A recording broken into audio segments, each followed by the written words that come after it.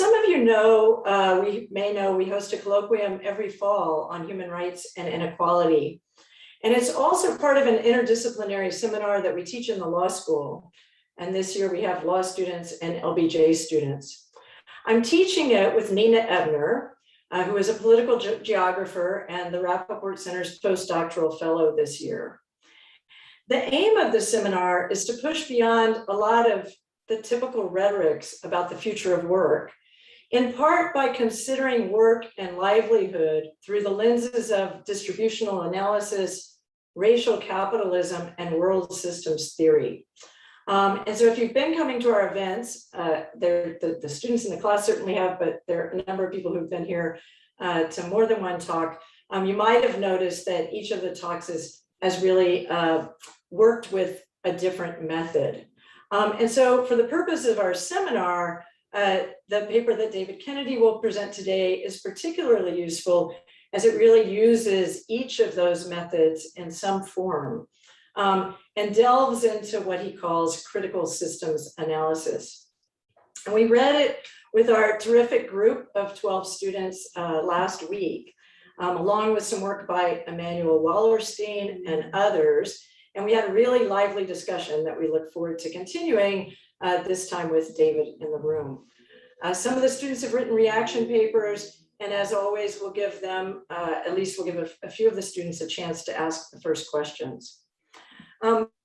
Before I introduce the speakers, just a few notes about how we'll operate on Zoom. We thought we had it all down, but it turns out there are always new challenges. And so David, we're seeing through an iPhone today, and it looks like it's working well, David.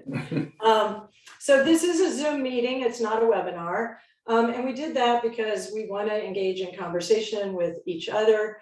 And even if you turn off your cameras for the talk, and you're welcome to keep them on, we like looking at faces, but if you do turn them off during the talk, please do turn them back on during the Q&A, especially if you are a student in the seminar, but we'd love to see all of you. To avoid distraction, we do ask you to hold your questions until our speakers are done, and we will use the chat for the Q&A, and I'll say more about that when the time is here. And if you're watching on YouTube, you'll also have a chance to post questions. So it's my great privilege to welcome David Kennedy. I wish I were welcoming him in person in Austin, but David Kennedy is the Manly O. Hudson Professor of Law and is also the faculty director of the Institute for Global Law and Policy at Harvard Law School. More than that, he's an important longtime friend and colleague, and he serves on the advisory board of the Rappaport Center. For several decades, he has been one of the world's most important thinkers about public international law, international economic policy, legal theory, law and development, and European law. He's author of many articles, book chapters, and monographs, and I recommend you check out his website. But I'll say his most recent books include A World of Struggle, How Power, Law, and Expertise Shape Global Political Economy, and Law and Economics with Chinese Characteristics, Institutions for Promoting Development in the 21st Century. That's an edited collection, but one definitely worth taking a look at. And he's presenting today what I hope will be a chapter in a book that Neville and I are co-editing. And so it makes sense for that, among other reasons, that Neville will be the respondent. Neville is Hoda's Associate Professor of English, and as I've already mentioned, co-director of the Rappaport Center. He works in a number of areas, mostly known for his work in queer theory, African literature, and human rights. He's also done some work in development studies and world systems theory, and which is one of the reasons also that we wanted him to respond to the talk. He's currently working on a book manuscript entitled Pandemic Genres, and also is co-editing with me a book entitled Beyond Inequality, New Paradigms for Addressing the Future of Work. And I see a number of other authors from that book here today. So with no further ado, maybe you can join me in welcoming David to his iPhone and us. Thank you, David. And also I should say, thanks for being so flexible in the change of time. I had an unavoidable conflict on Monday and I didn't want to miss this event. So maybe that meant some people could come who otherwise wouldn't, but I really appreciate your flexibility and the students' flexibility. So take it away. Great, thanks very much. Thanks, Karen, thanks, Neville. I look forward to what you have to say in a moment, Neville. It's going to be fun. It's always a pleasure to be at the Rappaport Center, and I'm sorry we're doing it Zoomically this time rather than in person, but next time, for sure. Well, my topic today is how we do and how we might think about inequality, or as I think of it, the great disparities in our societies. And it's interesting, since the 2009 financial crisis, a worry about inequality, I think, has preoccupied certainly scholars in the United States in the way that terrorism, security, the vagaries of distant wars and so forth dominated discussion in the decade after September 11th. Great disparities in wealth, income, power, cultural significance, they've all taken center stage. And the result has been a lot of extremely useful work across the social sciences on inequalities, how bad they are, how they arise, how they might be reduced. And that's also had an impact on the legal academy, where attention to inequality has breathed life, and I'm sure funding, into ongoing projects that have long been focused on poverty and a whole range of social justice issues. And it's also sparked many new initiatives, I know, often traveling under the banner of law and political economy. But my own field of study is actually international rather than American, and I focused on law's role in the global reproduction of hegemony, hierarchy, warfare, underdevelopment, poverty, and so forth, rather than particularly in the United States. But that's meant that as I listened to American discussions on inequality in the last decade or so, I've been struck by a kind of reluctance to think structurally about the system in any but pretty conventional ways. And it's just, as the way the literature looks to me, I see very conventional images of American society and polity, conventional ideas about which disparities matter and which don't. And most importantly, about the legal, institutional, and governance infrastructure within which it's all embedded. All of which I think cabins the inquiry and returns us to the same reform suggestions over and over again. All things that the government, implicitly the US government, can and should do in something like real political time.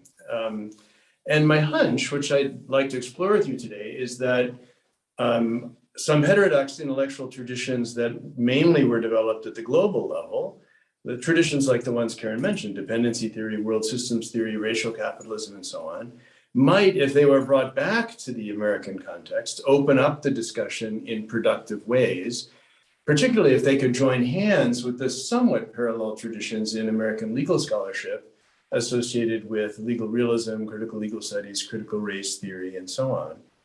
So in the first half of my talk today, limitations in our equality discussions that crimp the reform agenda. And the second half, some suggestions about the usefulness of these heterodox ideas. And I'm afraid, just as a warning, I'm going to have less today to say about law, which I guess is going to have to wait for another opportunity.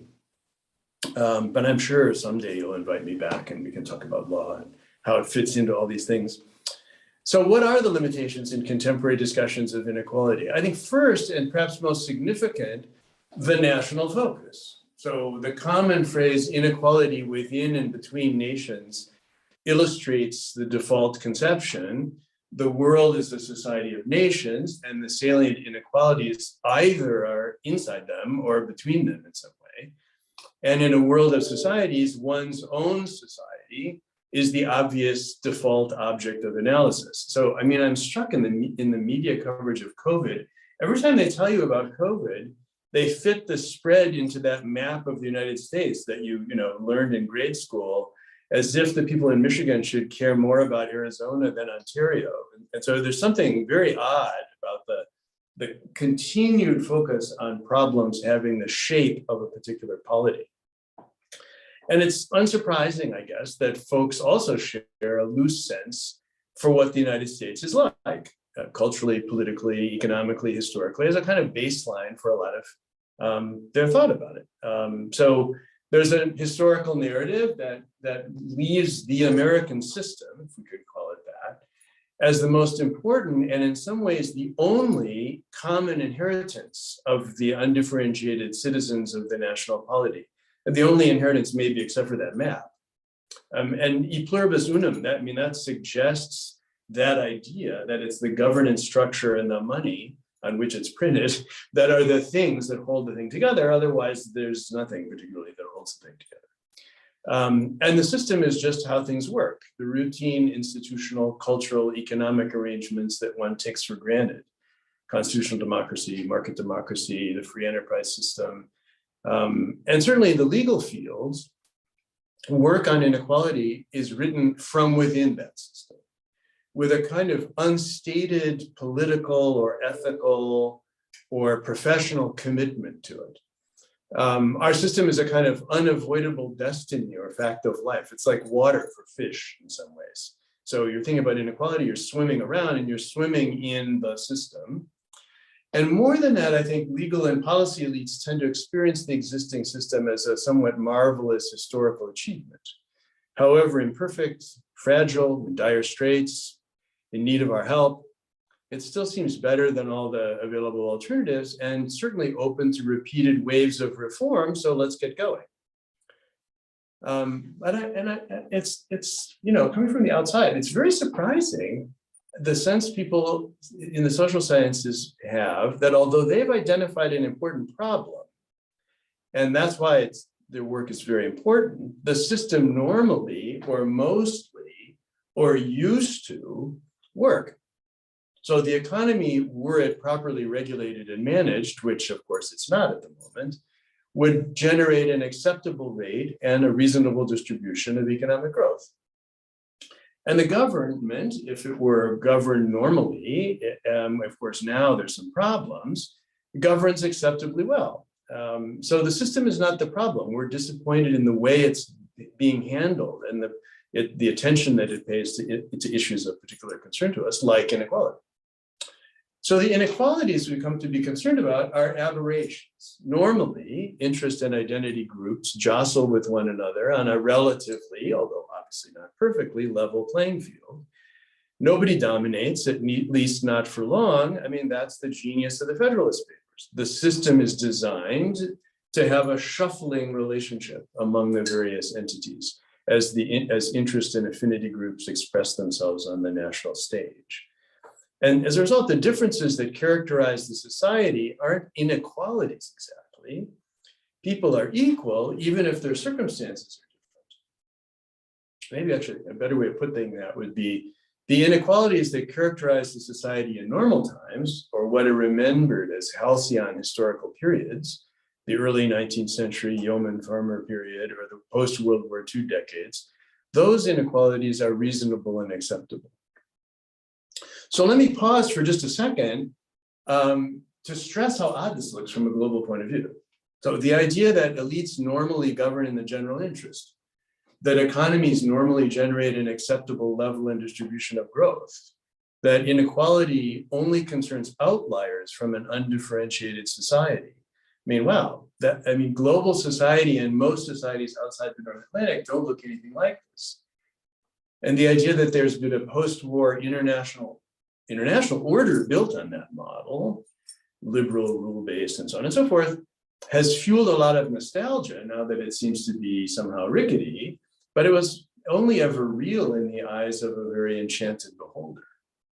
In many, obviously, if not most countries, the state structure is more likely to be kleptocratic, divided, subordinate to clan or sub-regional powers, or just a kind of Potemkin screen thrown over religious, ethnic, criminal structures of domination. And as Leonard Cohen would say, everybody knows. So in economic life, just the same. Dualism is common. There are usually two economies, formal and informal, modern and rural, driven by family firms, dependent on multinationals and foreign investors, all oriented to the state as a spigot of wealth creation and allocation. Now, if we were to take these realities as a background, we'd see our own society, I think, quite differently. Not that it's like all those other societies in every detail, but that those elements are more a part of our society than we might normally imagine. And if we thought about it that way, we think of governance as distribution rather than the management of an ongoing set of processes. We think of society as a struggle among all these groups and ideologies, and of inequality as a function of power, and rarely as an exception. So if we saw American society structured by the dynamic distributional relationships among groups, the analogies between local and global situations would be pretty easy to see. Suburbs are to cities as whites are to blacks, as men are to women, as urban is to rural, as leading regions are to lagging regions, as the global north is to the global south, as finance is to manufacturing, as protected industries are to competitive industries, as the colonial center is to the post-colonial periphery. And then you could imagine an analytic framework that could address those things in all their analogic similarity, quite similarly, and the distinctiveness of the American inequalities and the system that surrounds and upholds them would be in one or another way less the salient point. But in our society, I mean, once we're thinking about it, when does inequality become a problem? If you look around, I think inequality has become a focal point for policy and scholarly scrutiny when they undermine the ruling elite's confidence in the self-image I was just describing. The mismatch between the real and the ideal gets too big. Or when they seem to threaten the sustainability of the system. Because people are too angry, they might turn to populism, something like that. And I think those two things, the inequalities suddenly are too visible and you can't hang on to the idea that they're not there anymore, and people might be too angry and something might happen. Something like that occurred after 2009. And I think, again, following the deaths of Trayvon Martin and Michael Brown and Eric Garner and George Floyd and so on. That's when we need to understand inequality to keep the system on its long arc towards justice. But understanding inequality means understanding these deviations in all their complexity, and it's each inequality on its own bottom. There's no general theory of inequality. The origin and durability of each inequality is in the details, which can certainly be illuminated by sociological, psychological, economic, and political scrutiny. There's lots for the social sciences to do.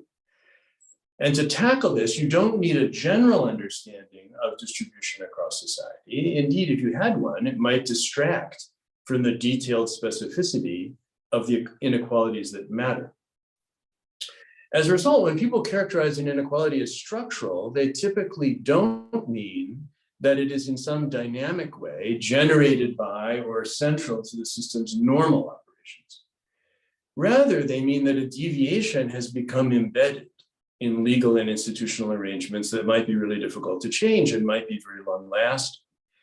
And that it's not only the result of bad behavior, people discriminating and so on. Important points, but it's a different idea of the structural. And whether structural in this sense, or whether the product of bad behavior, if we can identify the problem, then the unequal, the super rich, the destitute, women and minorities could be merged back into the norm. And similar rates of inequality would characterize men and women, majority and minority groups, and the degree of visible difference between the super rich or the destitute and everybody else would be brought back to a tolerable level. And here, as I just suggested, the deviations that have come to matter the most are of three big types, and I'll say a word about each one. When the super rich seem too rich or visibly rich, and when the destitute seem too destitute or visibly destitute or homeless, and whenever inequalities involve racial minorities, women, sexual and gender minorities. Now, of the three, inequalities affecting women and minorities seem the most troubling because obviously any inequality linked to status or identity betrays the polity's equality commitments. So incarcerating the poor, for example, is less an issue of inequality than of misplaced criminal justice policy. The scandal of inequality arises when those incarcerated are disproportionately African American. And I should say that American discussions are pretty remarkable for this focus on racial and sexual minorities for obvious historical reasons. The key point, though, is that they're visible against the background of a relatively undifferentiated everybody else. And the undifferentiated everybody else is the crucial variable. It explains why structural or system theories that focus on the generation of distributional differences across the society have a hard time getting traction. And again, to take it from an international point of view, this is really striking if you compare it to discussions in countries where regional or economic differences are the centers of concern, and the relationship between the two is hard to miss. So East and West in Germany, North and Southeast in England, Paris and everywhere else in France, or debtors and creditors, industry and agriculture, leading and lagging sectors, and other things that divide the society into two parts, rather than an undifferentiated society and some outlying minorities. Or if you take countries where religious, caste, and class differences characterize everybody in the society, opening the door for interpreting differences relationally rather than as exceptional outliers. So in the American imagination, as a result, inequalities are not exactly hierarchies, except in the nominal sense. They're differences, enduring, concerning, that arise from specific conditions, historical events, and institutional arrangements, psychological and social patterns of exclusion, all of which can be investigated in their detail. And as deviations, they should be eliminated from the routines of a just American society properly managed. Now, of course, some people do push back against these ideas. So in the United States, talk about white privilege is a good example as a corollary to Black disempowerment. Or the slogan, whiteness as property, that emerged in critical race theory. These ideas aim to overcome this strange American allergy to seeing inequality in relational or distributional terms. But it's an uphill battle. Racial inequality concerns a racial minority and an unracialized majority in most people's imagination. And to say African Americans lack power means they have not succeeded in translating their numbers and concerns into effective representation in governance. It doesn't mean that white Americans have power over them. Discussion of minority inequality thus shifts really comfortably towards remedies like effective participation in government and voter suppression, or ending the exceptional, or even if common, stigmatization of minority groups by private and public bodies, all of which can be redressed by the determined power of governance properly organized. So now the poor and the dispossessed are not an identity or an interest group at all in the same sense. They're individuals who've fallen or been left behind. And here again, there's great demand for social scientific study of the specific ways society has failed them by some combination of politically wrong-headed governance, neoliberalism, austerity, Republicans in general, and a failure of collective empathy and solidarity. But again, no general account of the society's ongoing production of distributional difference is needed. Quite the opposite. What you need are detailed analysis of the 50 ways to leave your weakest behind. And at the other end, you've got the super advantaged. And it's very odd in the United States that the super rich are not thought of as the elite. The elite is a national cultural category linked to cultural and political authority rather than to wealth or material advantage. The elites control culture and governance and the academy. The super rich are just successful people from the otherwise undifferentiated mass who were allowed to overdo it. Perhaps they've taken advantage of a distortion or a perversion in economic or political management, loopholes, monopolies, complex schemes of tax avoidance. Normally, they can inspire envy or admiration while seeming to live in a kind of parallel world outside political and cultural struggle, contributing philanthropically to this or that as things move along. They become a problem when their visibility threatens confidence in the American dream still works for everybody. And crucially, when they use their money to influence the political process inappropriately. Then we have a deviation from the normal situation, demanding redress. They have taken power from the elites. And with the super rich, when they do that, they could distort the governance. And when that happens, their power needs to be neutered until they, like everybody else, participate in the routines of elite democratic governance on an equal basis. So addressing each one of these deviations is seen as remedial rather than distributional. And once accomplished, the governing class can return to business as usual, which is not thought of as distributional, except in the details of specific policies. Rather, governance is about balancing principles and purposes in things like public health and economic growth, or free trade and fair trade, all broad functional priorities in the general public interest of that large undifferentiated space into which women and minorities and the super rich will return when inequalities have been remedied. Now, it's not surprising that the reforms generated by analysis along these lines would focus on remedying exceptions to the normal operations of the system, rather than thinking about how the system is put together in general. So here's a brief list of examples of proposed remedies that I've come across recently, organized into 7 easy types. So first and most prominently, I think proposals to strengthen democracy, to strengthen the system and therefore its ability to deal with all these various difficulties.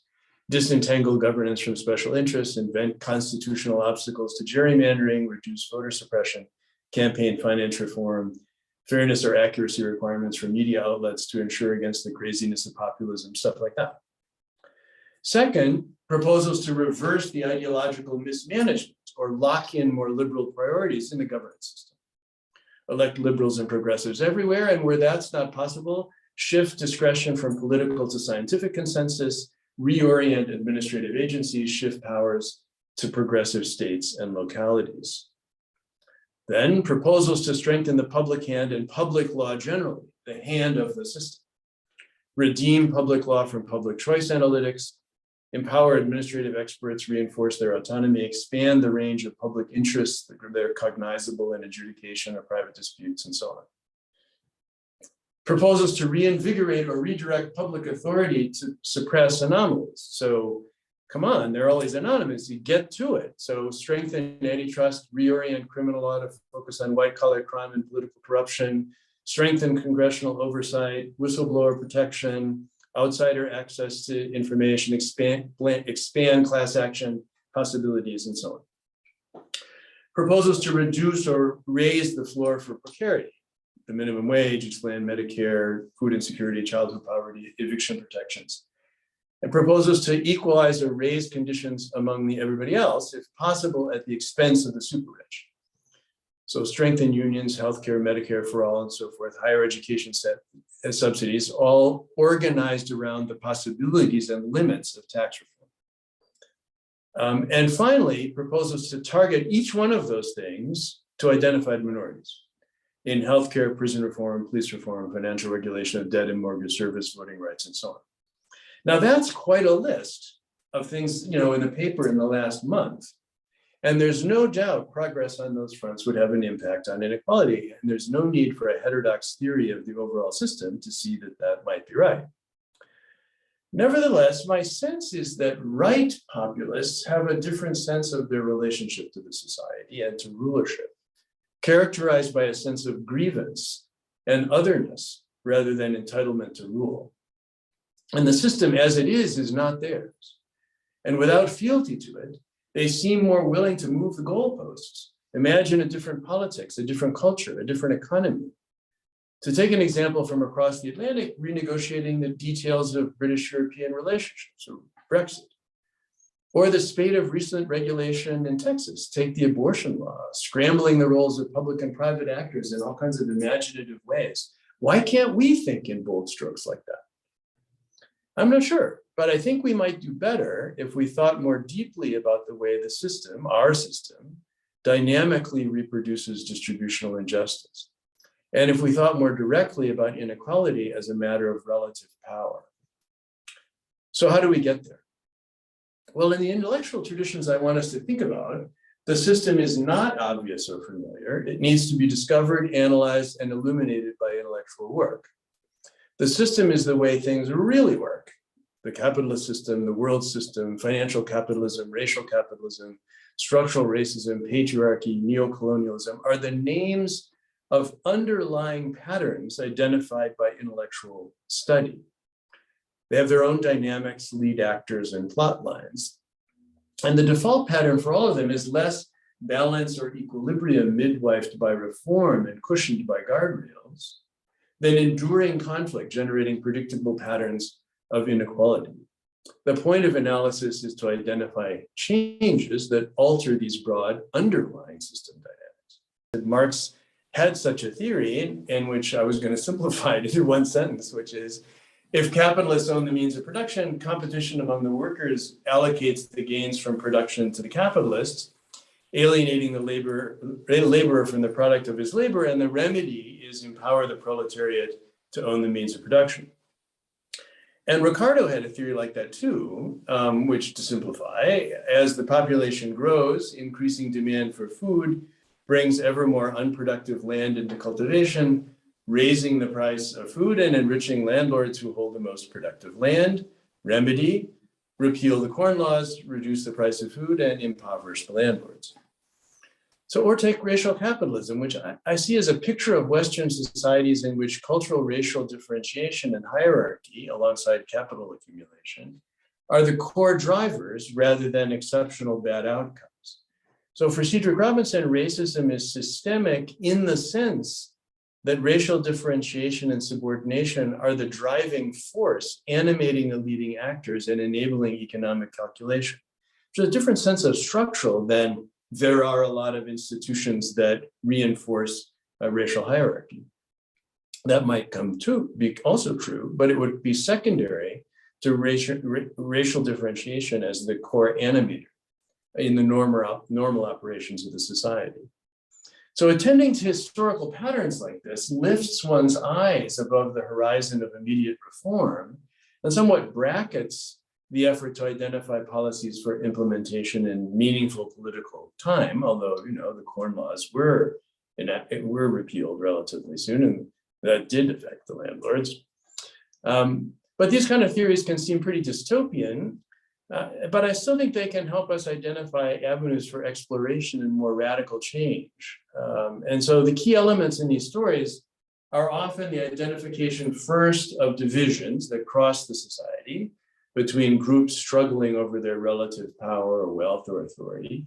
Secondly, of the institutional, cultural, or political arrangements that structure their interaction and animate their activity.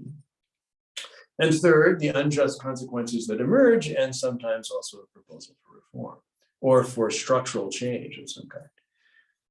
So that is, these theories are many things contemporary American discussions of inequality are not. They're dynamic, distributional, relational, and they treat the American system as a factor in the analysis rather than the water within which the analyst swims around. And to illustrate how this might work, let me briefly describe three somewhat parallel examples: dependency theory, associated originally with Hans Singer and Raoul Prebisch, Emanuel Wallerstein's world systems theory, and Gunnar Myrdal's analysis of unequal development within a social system. So I'm going to simplify, not quite as much as I did for Marx and Ricardo, but pretty simplified, to focus on their analytic similarities. So take dependency theory. To make a long and complex story short, dependency theory emerged within the field of development economics shortly after the Second World War, and it began with a historical observation. Over a long period, the terms of trade for Latin American agricultural and commodity exporters had declined relative to their industrial trading partners, which means you had to sell a lot more bananas or palm oil to import the same number of sewing machines. In other words, they identified something distributed unequally over time, gains from trade, and they asked how it came about. And most world system analytics with which I'm familiar start with some version of this distributional question. So let's go back to racial capitalism for a second. For Robinson and Du Bois, each began with a narrow historical inquiry. How was power allocated in the second half of the 19th century so as to prevent class solidarity? In Robinson's case, to blunt the British proletariat's potential through trade unionism, and his answer, the racial differentiation of Irish and British workers. And in Du Bois's case, to split poor whites and blacks despite repeated popular efforts to forge an alliance. His answer, a racial alliance between poor whites and the once planter aristocracy, was at the root of the problem. The distributional dynamic they identified was cultural and racial, and hence the racial and racial capitalism. Then Robinson flips the inquiry around and says, well, how have Black people redistributed power between Black and white peoples through their intellectual, cultural, and political resistances? Well, back to dependency theory, they advanced a number of possible explanations for the unequal distribution of gains from trade in primary products and manufactured goods. Maybe more competition among producers of commodities than industrial products, relative monopoly power for industrial exporters, greater unionization in industry, placing upward pressure on prices, greater vulnerability to shocks of bad weather in agriculture, greater supply elasticity in manufacturing, greater access to leading technologies and finance at the center, stuff like that. The key in each case was a relationship between what was being exported by developed and developing countries, and a dependency analytic shifts attention from barriers to participating in trade to the ways normal trade repeatedly generates unequal patterns of exchange. The remedy, a drastic shift in one's relationship with developed economies, altering what and whether one exported and imported. Or take world systems theory, here as developed by Emanuel Wallerstein as an example, leading theorist of world systems. His analytic focuses on the distribution of the capacity to accumulate capital among nations. In some places, economic actors accumulate a great deal, and in other places, people work terribly hard and accumulate far less. How is this distribution reproduced and consolidated? He starts with a broad historical assessment of the political and economic structure of the world situation. He writes, a defining feature of the world economy is that it's not bounded by a unitary political structure. Rather, there are many political units inside the world economy loosely tied together in our modern world system of an interstate system. Within this structure, the animating driver is what he calls an endless accumulation of capital, which in his view is not a natural characteristic of people, a kind of propensity to truck and barter. It's generated by the system through its foundational institutional arrangements. If we say, he says, that a system gives priority to endless accumulation, it means there exist structural mechanisms by which those who act with other motivations are penalized in some way and eventually eliminated from the social scene, while those who act with the appropriate motivations are rewarded and, if successful, enriched. And the world market provides the ambit for this animus. The world market is a reality, he says, in that it influences all decision-making. The totally free market functions as an ideology, a myth, and a constraining influence, even if never as a day-to-day reality. Well, okay, now we can identify the key structural pillars. Those that enable global economic activity, those that territorialize political authority, and crucially, those that, quote, give priority to endless capital accumulation, animated by the allure of a global market. Identifying these would give us a kind of legal constitution of the world system and possible places for foundational change. Because the whole thing rests on legal arrangements associating sovereignty, virtually if not actually, to territory, and enabling global economic transactions by enforcing property and contract globally, absolutely in principle, even if qualifiedly in practice. And when you turn the system on, Wallerstein says you get what he calls an axial division of labor between core and periphery nations, which specialize in core-like products and periphery products. That kind of makes sense. But the key is that these different products offer different possibilities of capital accumulation. In short, for lots of different reasons, more competition at the periphery, less at the core, and the ability of lead industries to begin developing great opportunities for capital accumulation at the center, while peripheral nations have to await access that comes later as lead monopoly power begins to erode. So over time, the rise and fall of different legal products, cars, iPhones, reproduce a distribution of peripheral products to the periphery. And the normal operations of the system, not a deviation, shift competition to the periphery and relative monopoly and capital accumulation to the center. Okay, well, now does it matter whether these historical observations are true or as decisive as Wallerstein suggests? I really don't think so. That's not really the interest in these kind of theories. Wallerstein, like the dependency theory people, have identified possibilities, relationships, dynamics, which are suggestive for diagnosing the causes of persistent distributional inequality. In broad terms, how does a world economy interact with local sovereignty to influence the distribution of innovation, relative exposure to competitive pressures, and the ability to capture gains?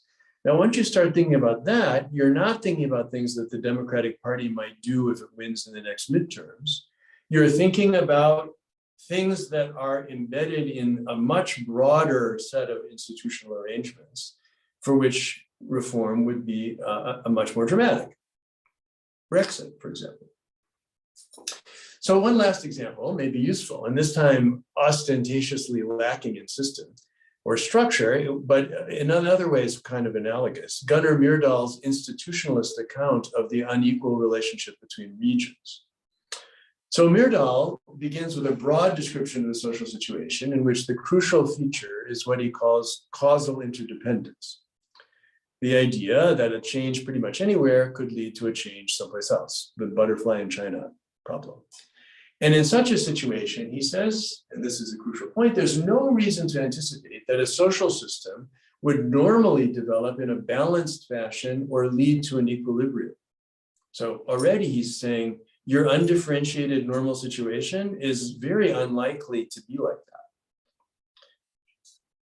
I can do a little bit of a quoting from Myrdal.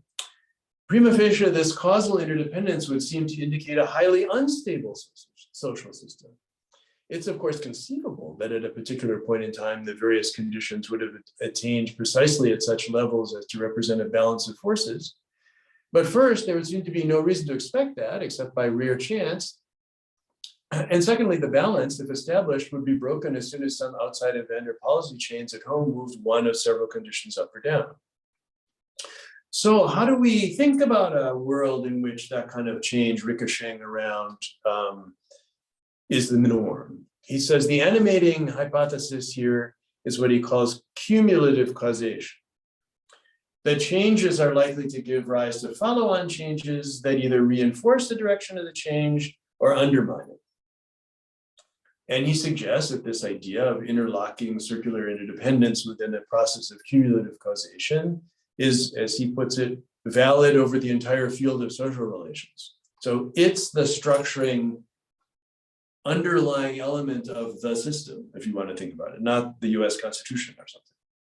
And it should be the main hypothesis when studying economic development and underdevelopment. Okay, so then he says, what about inequality between, let's say, two regions? Imagine Northern Italy and Southern Italy. He imagines that in the normal course, gains in one region will affect the two regions really differently, and just how is going to depend.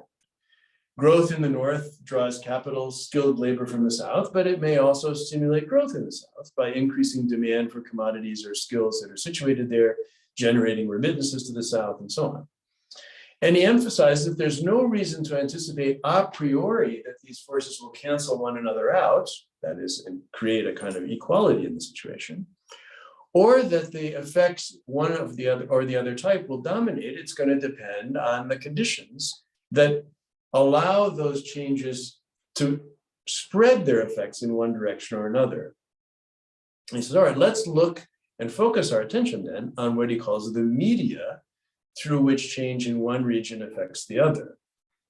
The movements of labor, capital, goods, and services don't by themselves counteract the natural tendency to regional inequality. By themselves, migration, capital movements, and trade are rather the media through which the cumulative process evolves, upward in the lucky region, downward in the unlucky one. Okay, now we have some things that we can slow or speed by identifying the shifts that are likely to exacerbate or undermine the normal emergence of inequality between two regions. And you'd think, well, that is then work for the state. Good thing we have a governance system.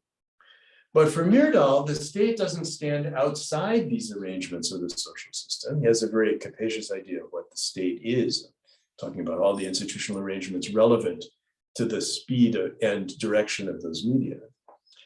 But the patterns of cumulative causation are going to affect what the state is and does as well. So a positive change in one region may give that region more sway in government institutions, leading to policies that further concentrate spread effects and backwash effects someplace else. The state is the cause, the effect, and a bystander all at the same time. So I include Myrdal precisely because there's so little structure in his system, or so little system in his structure. I'm not sure what the right way to put that is. There's no prime struggle between regions, no prime directive compelling actors forward.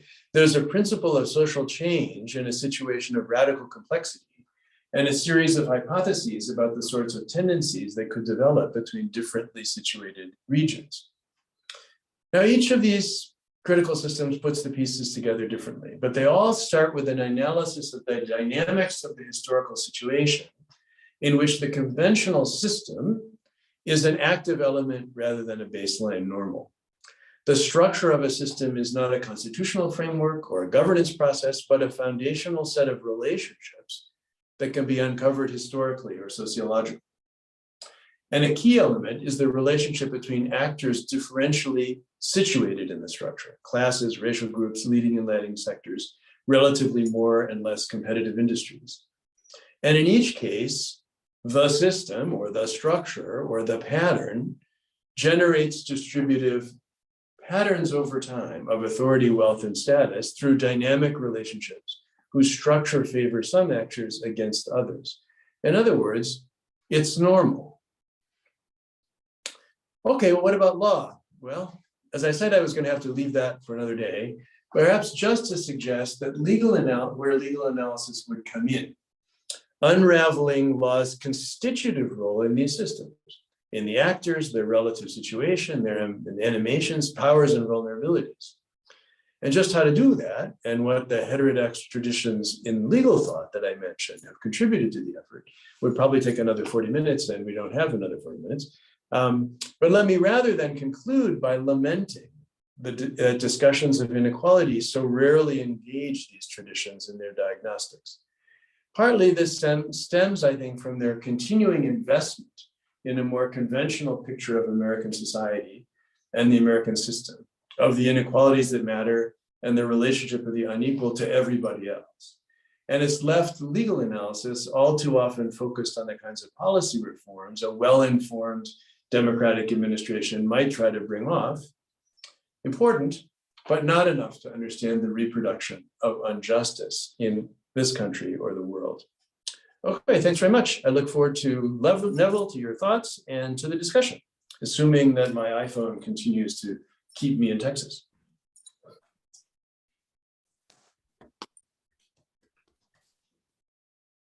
Thank you so much, David. It was worth the pause. So Neville, take it away. Thank you very much. I think we needed the pause because there's an incredible amount of information, thinking, juggling, of systems, of thought about systems in this talk. So thank you, David, for, I'm going to now try to simplify Kennedy and not get thrown off the Zoom. Okay, so thank you for a most clear and elegant account of what you term, quote, the limitations in contemporary American discussions of inequality, through an excavation of something like a national common sense on equality. And the inability or refusal of this incoherent but powerful reservoir of ideas to think its central topic, i.e. inequality, systemically.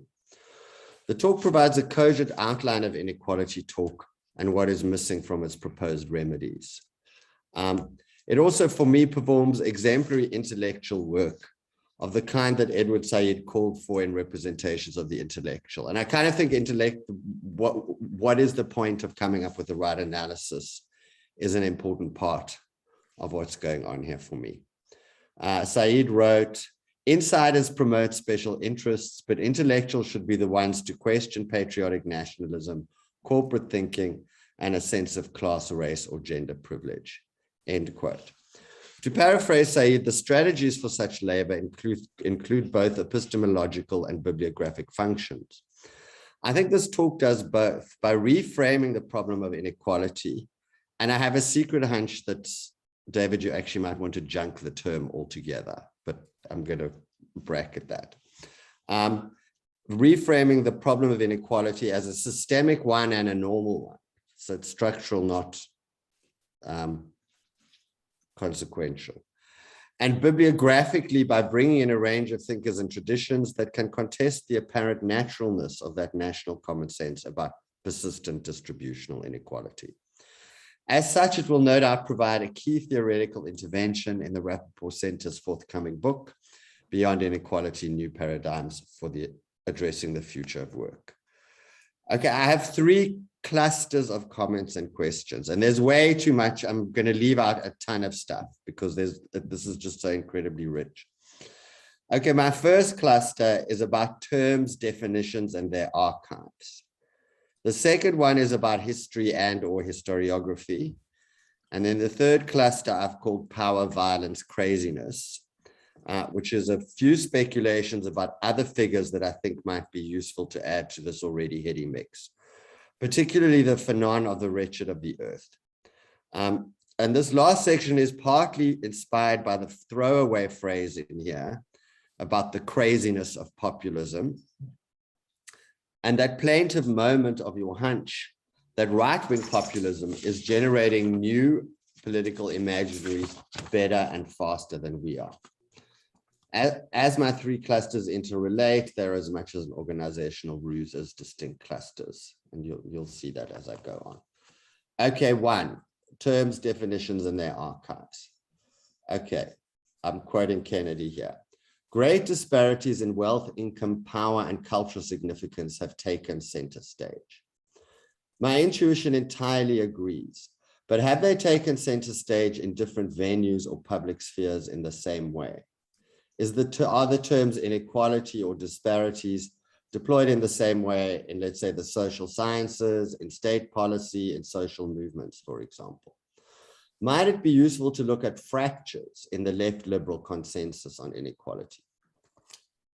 Okay, and this here, I think I'm giving you back this strongest possible version of the way I'm understanding your argument. The talk demonstrates conclusively that these current discussions of inequality fail to take into account the ways it may be systemic or structural rather than excessive or anomalous. I'm suggesting here, might this be a feature, not a bug? Might this failure not simply be a lack, but the point? Might the language of inequality operate as a kind of alibi? I mean, and I think the way you outline the return to the same kinds of reforms as the imagined solution also gets at that. Okay, 2, history, historiography. This talk provides a powerful snapshot of how American exceptionalism, underwritten by national parochialism, constrains particularly the liberal pragmatist policy-oriented imagination of both the problem of and solutions to inequality. A focus on systems and systematicity and or structure necessarily privileges a spatial imagination and often a contained one. And I think that's where Meral gets also really interesting because that system gets dynamic. But I still think it's contained no matter how many moving parts. To get at structural determination, one might need more of a historical or genealogical method. Okay, I think this more historical mode of analysis is already happening in other parts of a national and global public sphere that are profoundly concerned with questions of inequality. Okay, what, for example, do you think of something like the 1619 Public History Project on this terrain? A project that attempts to place slavery and settler colonialism as central to US history and national identity, and as something like the prime movers in the historical production of inequality in the United States. And then our present marks a persistent haunting and or repetition compulsion of those historical events, systems, institutions. Does the debate around reparations for slavery represent a plausible attempt to shift public discourse on inequality? How might conversations around reparations shift normative imaginaries of distribution? Okay, this is the fracas around the teaching. This is a little closer to home. The fracas around the teaching of critical race theory, which from my casual watching of the coverage of the elections of this week, looked like a player in the mode of backlash in the Democratic loss of the gubernatorial race in Virginia. You know, what do we learn from these kind of eruptions of new historical narratives, or the popularization of old historical narratives into the public consciousness? Obviously, shifting public discourse on inequality is way too large a task to be left to, quote, lots of useful work across the social sciences. So what current collective projects or domains of action might help in the analytic attempt to show the systematicity of inequality? Okay, and then while I'm on the topic of history, you take us back to 2000. I mean, 2001 is posited as the beginning of an era, and then 2009 it shifts. But I also feel a much longer Cold War shadow on this terrain. Why is it so hard to say the word socialism in relation to these conversations about inequality? Okay, 3. Power, violence, craziness. Here is one of the most famous renderings of inequality from Fanon's The Wretched of the Earth. And just bear with me, it's quite beautiful, but it's not very long. And I'm sure many of you know it. The settler's town is a strongly built town, all made of stone and steel. It is a brightly lit town. The streets are covered with asphalt, and the garbage cans swallow all the leavings, unseen, unknown, and hardly thought about. The settler's feet are never visible, except perhaps in the sea, but there you're never close enough to see them. His feet are protected by strong shoes, although the streets of his town are clean and even, with no holes or stones. The settler's town is a well-fed town, an easygoing town. Its belly is always full of good things. The settler's town is a town of white people, of foreigners. The town belonging to the colonized people, or at least the native town, the Negro village, the Medina, the reservation, is a place of ill fame, peopled by men of evil repute. They are born there, it matters little where or how. They die there, it matters not where nor how. It is a world without spaciousness. Men live there on top of each other, and their huts are built one on top of the other. The native town is a hungry town, starved of bread, of meat, of shoes, of coal, of light. The native town is a crouching village, a town on its knees, a town wallowing in the mire. The look that the native turns on the settler's town is a look of lust, a look of envy. It expresses his dreams of possession, all manner of possession, to sit at the settler's table, to sleep in the settler's bed, with his wife, if possible. The colonized man is an envious man, and this the settler knows very well. When their glances meet, he ascertains bitterly, always on the defensive, they want to take our place. It is true, for there is no native who does not dream at least once a day of setting himself up in the settler's place. Okay, bracketing for now the sexism and heterosexism in what remains for me one of the most powerful indictments of inequality. There's not much systemic analysis here either. Instead, powerfully implied moral arguments in excoriating emotional and embodied language. I worry about the flatness of inequality talk, even if it were to shift to an analysis of inequality's systemic nature. The correct analysis is undoubtedly necessary, but given that the political, and I mean, I think your reference to the American dream is very interesting here, because I actually think national mythology is as important in the construction of these inequality debates as your map example or the sociological facts or the imagining of the Constitution.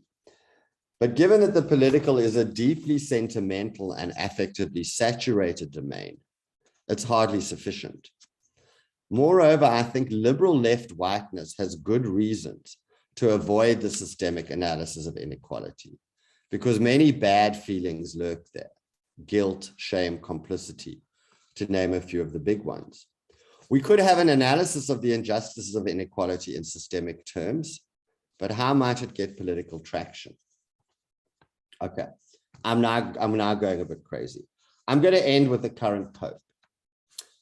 Quote, "The new colonialism takes on different faces.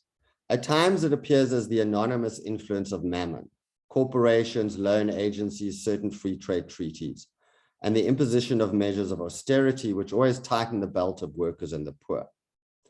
Working for a just distribution of the fruits of the earth and human labor is not mere philanthropy. It is a moral obligation. For Christians, the responsibility is even greater. It is a commandment." Okay, so now I'm just trying to imagine, can old leftish populisms be reinvigorated? Could the craziness of a left populism shift the intransigence of these primarily elite discussions of inequality? Okay, that's what I have. Thank you very much.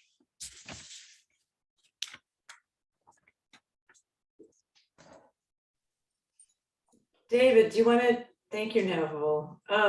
David, do you want to take a minute to respond before we open it up? Sure, not too much more there. So thank you, Neville. That was really, really interesting. And you know, I'm on that page in each of those three things. So first, on terminology, I agree. The reason I kept saying the great disparities was not to use the word inequality. So if for all the reasons that you suggest, it does have a kind of alibi function. And even though it sounds very relational, it tends to blot out the relational dimension of the thing that it's referring to in some strange way, as well as its historical, psychological.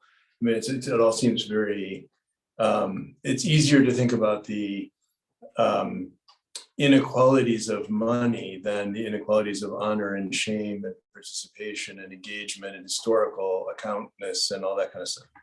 On the history point, I mean, I think, yes, I mean, it is true that the people that I'm talking about are focused on figuring out in a very spatial rather than historical way how there is a reproduction of differences as a result of a series of dynamics in the situation now that's spatially organized. And however, they all start with a historical observation of one or another kind in order to try to identify what are the enduring patterns and to try to figure out what are the animating drivers and who are the players in a way that somehow gets under the received history of how the thing goes. And so, and I think if you, I mean, to take a couple of examples, the 1619 Project is another really good one. I mean, the question is what to do with these observations about the incredible embeddedness of racial difference in the American society from the get-go. One way to think about that is it's a really hard problem that is going to require a lot of digging, but the system, if it was really attentive to it, could root it out like, you know, a weed that had overtaken the lawn, but there's, you know, basically a lawn we're after here. And so the history tells us how much lifting we have to do for the arc of justice to continue to be the direction of movement for our polity. And another way of thinking about it is to say, actually, no, the point of the historical inquiry is to establish that what we're thinking of as the normal is not just caught up with but is animated by and driven by these patterns of racial differentiation. I mean, so to go to critical race theory for a second, which you mentioned, I mean, I was always struck by Derek Bell's analysis right at the start of critical race theory, when his idea was, let's go back over the constitutional structure and try to show that white supremacy was the point. It wasn't something that also happened or an interest that got overrepresented in what would otherwise be a great structure, but actually the point of the constitutional history, and I simplify his argument dramatically, was the maintenance of racial difference, and that applied to all kinds of different things. Now, he was in many ways a very dystopian fellow. He really did not imagine that the next administration was going to be able to, you know, turn it around, because the system in which that next administration would be embedded was the thing whose point was to ensure that one or another form of racial differentiation would continue to emerge. And he'd been disappointed in the civil rights movement for that reason and so forth. And so, I mean, I think that's a different thing to do with that historical observation that requires a different kind of, and a more dramatic kind of agenda. It would be hard to use the word reform. You'd have to think about some other word than reform to talk about the changes that would be somehow necessary. I think the reparations issue is a really interesting one. There's a lot to say about it. But I'll just say I've been so struck by how, and I write some about this in the piece that for which this talk is part, at how difficult it's been to put that on the table. And I think part of the reason for that is because it suggests a relationship, historical or current, between the people who have things and the people who don't have things. And so ideas about responsibility in some way in real political time get in the way of doing the things that one might want to do because of, backlash. So it's as if a theory of responsibility or of long-term historical engagement is a detriment to all those reform ideas that I listed in the middle of the talk, and therefore one ought not to study it and to think about it. And not because it's too radical in some ways, although it is too radical, but for a deeper sense of why it's too radical. Because it involves a denial of the idea that the inequality is an aberration, and that the undifferentiated normal society has anything to do with it other than not having tackled it enough. And I guess finally on Fanon craziness, one of the things I like about Fanon, and I disagree with you that there's no system there. He was one of the guys who I think most profoundly developed the idea that a system could be a psychodramatic one. And to say, that's a psychodramatic system may be as significant as a political system or an economic system. And it has forces and identities and relationships that can be studied in much the same way and can have an explosive dynamic to it, and can have an irrational, if you want to call it that, dimension to it. In the same way, I mean, so not that different from, Marx saying there's this difference that could have an explosive dimension to it. That's a much more material kind of difference, has its psychological side to be sure, but that wasn't the prime idea. So I see Fanon as in this tradition, and we could just stack him up as another kind of systems theorist in that way. And the other thing I would say is I have tried to write in a way that suggested that the inequalities that are significant turn out to, by and large, be material in the eyes of the policy class. But they're not necessarily material in the eyes of everybody who's experiencing one or another inequality. They have to do with, one of the reasons the rich people are not the elite is because it's the elite that distribute honor and shame and meaning and significance and so forth. And if you're an outlier and you feel that you're unequal in the sense that you only have 3 boats and not 6 boats, but more crucially, everybody in the society is telling you that you are wrong, and you don't count in one or another way, and the way you understand things is not the way to understand things. That's a kind of inequality too, and I think we do, that comes in as a factor when people talk social scientifically about, the white working class voter and why they might not vote for the Democrats, even though it's obviously in their interest to vote for the Democrats, and they'd be crazy not to. Well, it must be because they're operating under some kind of delusion as a result of being shamed and dishonored, and we need to go listen to them better. So stuff like that. So it comes up in that way, but not as, in a Fanon-like way, one of the major modes of governance and social differentiation across the whole society that reproduces a series of inequalities of status and honor that mostly are tolerable, or at least that are tolerated by the elite, and then sometimes get out of hand.